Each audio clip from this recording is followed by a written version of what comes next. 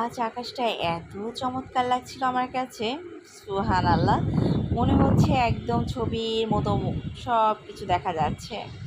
আমরা যেখানে ঘুরতে গিয়েছিলাম সেখানে কিন্তু এই মেঘের থেকেও আমরা উঁচু জায়গাতে ছিলাম, যেখান থেকে আমরা দেখছিলাম যে ওই যে নিচে পাহাড়ের নিচে মেঘটা ভাসছে। তো আমি বাইরে থেকে 2টা বার্গার এনেছি, একটা রোদেলার জন্য আর একটা আমার জন্য। তো এটা হচ্ছে আমার জন্য, আর রোদেলা খেয়ে ফেলেছে। যাই হোক, আমি এখন খেয়ে নিব। যেখান থেকে আমি বার্গারগুলি কিনি আসলে এত মজার হয় ওদের বার্গার। তো বার্গার খাওয়ার পরে এখন চাটাও খেয়ে নিব। ইদানিং চাটা খুবই মজার হয় আমার হাতে বানানো। সাধারণত মানে দুধ চাটা এত মজার হয় না। আমার আম্মু যেরকম খুব মজা করে বানায় সেরকম অবশ্যই আমারটা হয় না।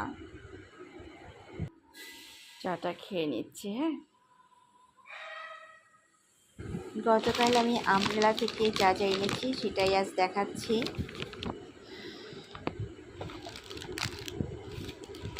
আর ভার্গোতেও গিয়েছিলাম, ভার্গো থেকে একটা প্যান্ট এনেছি আর আমব্রেলা থেকে একটা প্যান্ট এনেছি।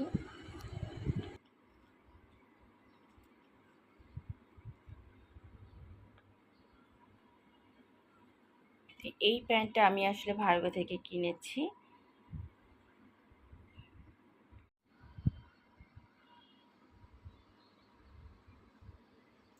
এই কালারটা আমার এত পছন্দ হয়েছে, ভীষণ ভালো লেগেছে আসলে আমার।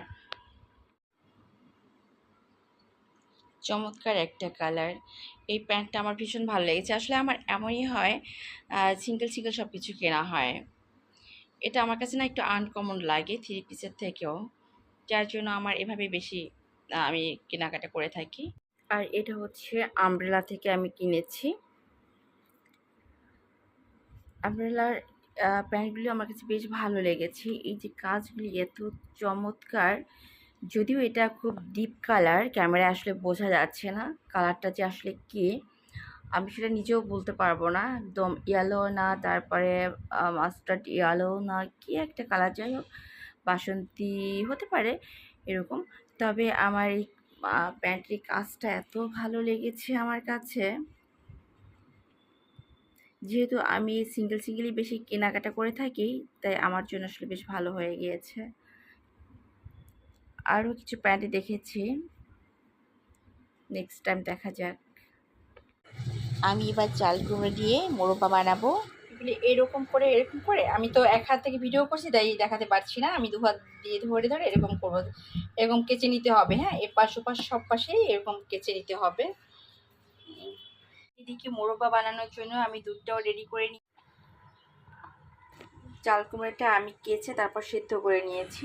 তো আমি চাল কুমড়াটা প্রথমে কেটে ভালো করে কেচে নিয়ে সেদ্ধ করে নিয়েছি।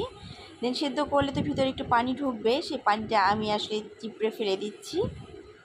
ফেলে দিয়ে এই চাল কুমড়াটাই আমি ঘিয়েতে ভেজে নিব ভালোভাবে। ওর সাথে বাটারও দিয়েছি।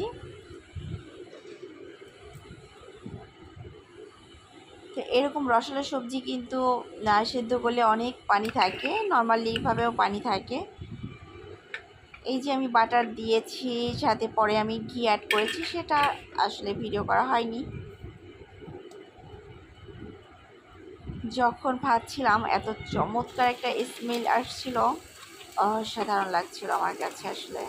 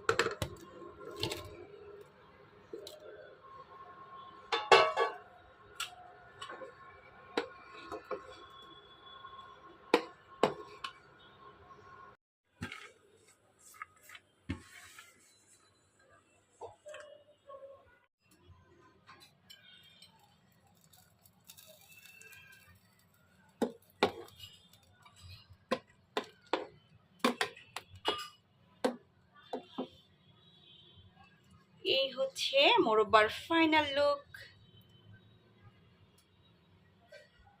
এই যে এটা দেখা যাচ্ছে, এটা হচ্ছে বাদাম, আমি ঘিতে ভেজে দিয়েছি। ওকে, এখন নওরোজ খাবে। চাল কুমড়ার মোরব্বা, মালাই মোরব্বা। হ্যাঁ, এখানে কিন্তু বাদামও দেওয়া হয়েছে। এইটা যে দেখা যাচ্ছে এটা হচ্ছে বাদাম, আমি ঘিতে ভেজে দিয়েছি।